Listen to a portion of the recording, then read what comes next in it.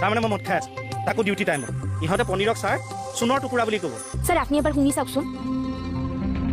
চাওঁ বটলটো দিয়কচোন আকৌ মাৰিম ৰ'ব এই দিয়ক মানে যাদৱ যে কোন যাদৱ ধেমাজি যে সি গছজোপাত থাকে ওখকে লয় আৰু মৰম লাগে মই চিনি নাপাওঁ ৰ'ব মই চিনাকি কৰাই দিম ৰ'ব